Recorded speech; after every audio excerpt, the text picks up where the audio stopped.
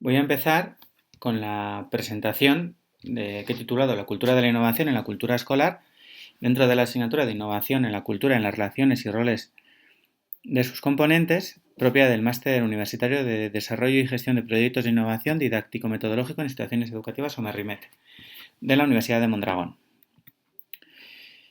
La escuela, por definición, es un espacio muy resistente al cambio. Con esta imagen de Sísifo levantando la piedra a la altura de la montaña quiero demostrar eso. Cómo es muy difícil mover esa piedra hacia arriba de la montaña. Y muchas veces cuando llegamos arriba y pensamos que hemos conseguido algo, esto se queda, vuelve al punto de partida. De hecho, en muchísimos países, todas las reformas educativas que se han hecho no han ayudado ni han permitido un verdadero cambio. Esto se debe a muchas razones. Primero, porque en ocasiones falta la direccionalidad. Falta un sitio hacia el que dirigirse. También faltan personas concernidas con la innovación, personas que realmente crean que la innovación es necesaria y que tiene que desarrollarse. Es un espacio o una cultura que no quiere aprender de sí misma. Y además falta una nueva visión de la profesión. No hay autonomía, no hay trabajo colaborativo. Además, hay demasiada incertidumbre, lo que acaba provocando, a la larga, ciertas fuerzas de tensión hacia atrás que evitan ese cambio y que, como puse en uno de los foros, pues nos tienen aquí la imagen de este don Braulio, de esta persona que no quiere avanzar, que está contenta en su aula, que está contenta en su manera de actuar y no tiene ningún interés por cambiar. Pero la realidad es que la escuela necesita cambiar. Desde esas aulas de hace prácticamente 100 años, pero que nuestros aulas actuales no se diferencian en tanto, a otro modelo en el que ya la centralidad del aula no está en el profesor, en el que hay movilidad, en el que el espacio propicia el aprendizaje. Y para cambiar necesitamos un nuevo modelo organizativo, necesitamos una nueva organización dentro de las culturas escolares que nos ayuden. El cambio también requiere de procesos de acción-reflexión-acción para aportar esa direccionalidad que decíamos que faltaba antes, ese hacia dónde quiero caminar. Y también falta participación, cooperación, negociación y deliberación en esa cultura, en esa organización, para que todos los profesores sean, o no solo los profesores, incluso todos los miembros de esa comunidad educativa, sean conscientes de la innovación y de lo necesaria que es. Entonces, claro, necesitamos una cultura organizacional innovadora. Y podemos definir esa cultura organizacional innovadora como una cultura en la que las organizaciones son inteligentes, las organizaciones son permeables a los cambios de su alrededor, las organizaciones son flexibles para adaptarse a esos cambios y a eso que tienen a su alrededor, y las organizaciones son creativas para poder dar respuestas nuevas, diferentes a los problemas y los retos que se le plantean. Que tristemente, a día de hoy, estos 4 modelos organizacionales son lo opuesto a las organizaciones educativas que existen.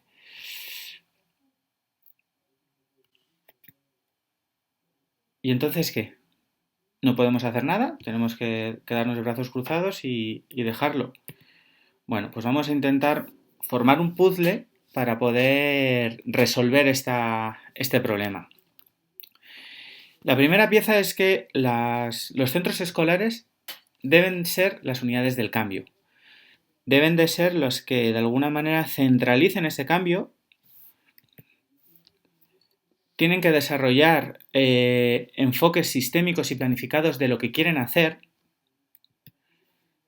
Tienen que desarrollar y diseñar las condiciones internas y la cultura del centro, ya que la mejora del centro se producirá si se crean condiciones internas que favorezcan ese cambio. Tiene también que ser capaz de evaluar los procesos que va desarrollando.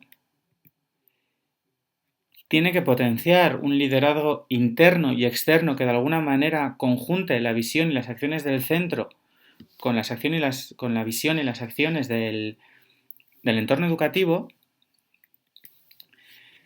Tiene que ampliar sus relaciones con el exterior, tiene que dejar de pensar en sí misma como la única como el único agente para desarrollar la innovación y tiene que desarrollar estrategias integradoras para que los cambios externos que se desarrollan alrededor del centro sean capaces de interferir y de funcionar de manera realista y viable en la dinámica interna.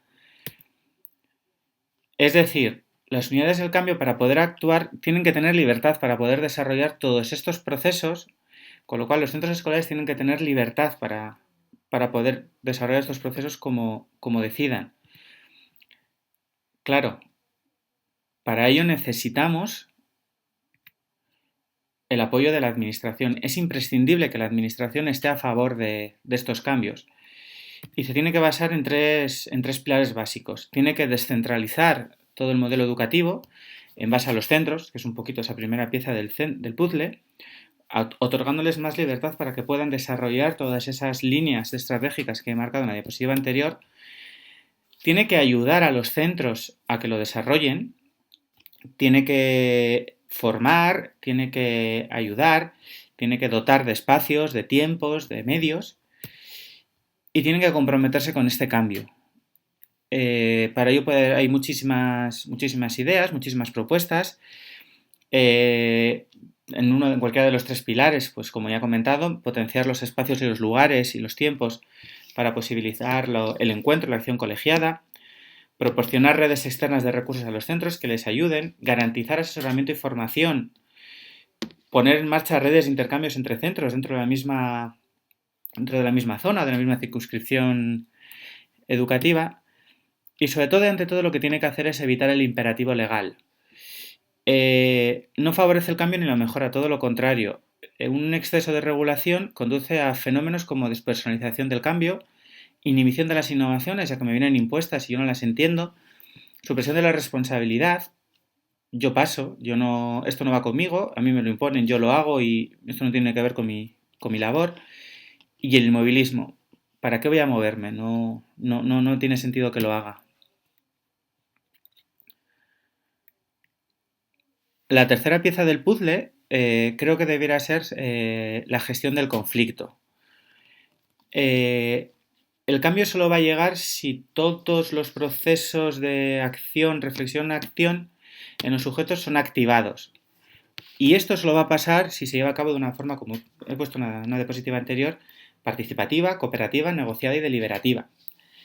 Es decir, tiene que gestionar el conflicto, la organización tiene que saber gestionar el conflicto para poder sacar lo mejor de los sujetos. ¿Cómo tiene que ser esta gestión del conflicto? Primero, no se puede mandar ni a los centros, ni dentro de los centros lo que hay que hacer y lo que no hay que hacer. Hay que asumir que el cambio implica incertidumbre y una necesidad continua de ir aprendiendo, de ir desarrollando y de ir avanzando en el camino. Y es que los problemas son inevitables. No podemos, por muy buena que sea la previsión, no va a acertar completamente. Con lo cual tenemos que asumir el fallo. El riesgo es una parte importante, pero no... Y tenemos que convivir con ello. No podemos asumir que vamos a hacerlo de una manera perfecta. También hay que tener en cuenta que hay que potenciar el individualismo, el trabajo personal, la reflexión personal, pero también el colectivismo, la reflexión conjunta, el trabajo conjunto, el trabajo colegiado. No se puede potenciar en exceso una frente a la otra. Hasta ahora vivimos en una época en la que el individualismo es lo principal, lo que el individuo decide es lo que tiene mayor importancia, pero hay que empezar a fomentar el colectivismo. Ojo, eso sí, sin perder de vista ese individualismo inicial. El cambio también va a propiciar una conexión con la comunidad. Entonces, el centro tiene que saber cómo gestionar conflictos con la comunidad y cómo relacionarse con la comunidad. Bueno, aquí, que igual lo debería haber mencionado antes, el conflicto per se no es malo. El conflicto es una diferencia de pareceres y todos los conflictos son buenos, siempre y cuando se sepan gestionar bien. Es la resolución de los conflictos lo que es negativo. Entonces, un centro conectado completamente con la comunidad va a generar nuevos conflictos, va a generar nuevas relaciones con esa comunidad y tiene que saber cómo gestionarlos. Y por supuesto, todo el equipo, toda la comunidad educativa es corresponsable de lo que sucede en esa cultura escolar. Con lo cual es imprescindible fomentar y darle mucha fuerza a la corresponsabilidad.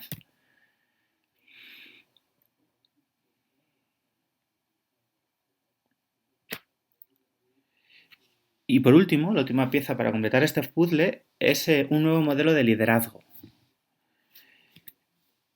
Son necesarios trabajar con los modelos mentales que ya tenemos, sacarlos de nosotros, definiendo un poco los modelos mentales, las imágenes y las creencias que tenemos y cómo de alguna manera desarrollamos o mezclamos o preveemos lo que va a suceder en base a lo que hemos vivido.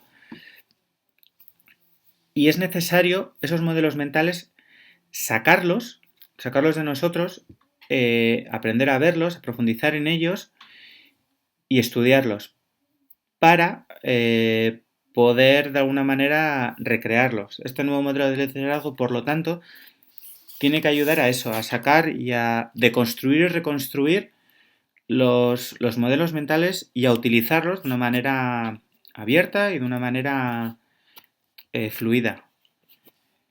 Este nuevo modelo de liderazgo tiene que favorecer el aprendizaje en equipo. Los equipos aprenden en los deportes, en las artes dramáticas, en la ciencia. Se ve claramente que la inteligencia de equipo supera la inteligencia de todos sus integrantes. Y donde los equipos desarrollan aptitudes extraordinarias para una acción coordinada entre ellos. Cuando un equipo aprende de verdad, no solo genera resultados extraordinarios, sino que además los integrantes crecen con mayor rapidez. Este modelo de liderazgo también tiene que basarse en una práctica de la visión compartida, para configurar entre todos visiones de futuro que van a propiciar un compromiso real, más que un acatamiento, como decíamos en las diapositivas anteriores, de esto se hace, esto se ordena. Un buen líder que sea capaz de dominar esta disciplina se da cuenta de que es contraproducente imponer una visión, por muy buena que sea, con lo cual es necesario llevar esa visión desde un punto de vista deliberativo y negociado. Un poquito volvemos a la pieza anterior, a esa gestión de los conflictos. También tiene que ser capaz de dominarse personalmente, de aclarar y andar continuamente en la visión que tenemos propia, nuestra visión personal interna, y concentrar las energías, desarrollar paciencia y ver la realidad con objetividad, para así poder crecer a un nivel un poco más espiritual y un poco más interno. Y por último, tiene que ser capaz el líder de tener un pensamiento de toda la cultura, de toda la estructura, de toda la organización, como un sistema que opera en conjunto, que no puede operar de manera individual o de manera aislada, que opera en conjunto.